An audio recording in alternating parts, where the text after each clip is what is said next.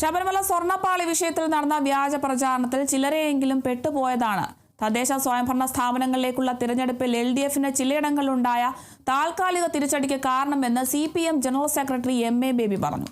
CPM Kodungallur area committee സംഘടിപ്പിച്ച ബഹുജന rally ഉദ്ഘാടനം ചെയ്ത് സംസാരിക്കുകയായിരുന്നു അദ്ദേഹം.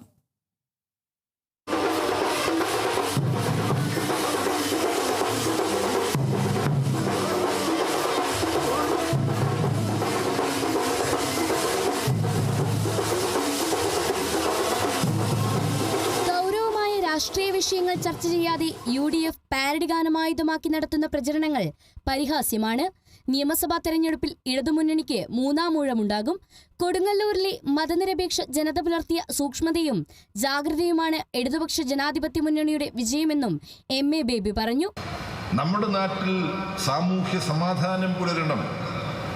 നമ്മുടെ നാട്ടിലെ ജനങ്ങൾക്ക് സ്വസ്ഥമായി സമാധാനപൂർണമായി ഇവിടെ ജീവിക്കാൻ കഴിയണം എന്നാഗ്രഹിക്കുന്ന ഇടതുപക്ഷ ജനാധിപത്യ മുന്നണി പ്രസ്ഥാനത്തിൻ്റെ അനുഭാവികളോ അനുകൂലികളോ അല്ലാത്ത, പ്രത്യേകിച്ച് രാഷ്ട്രീയ നിലപാടുകളൊന്നും സ്വീകരിച്ചിട്ടില്ലാത്ത, നിഷ്പക്ഷരെന്ന് പറയാവുന്ന ഒട്ടേറെ മനുഷ്യരുണ്ട്.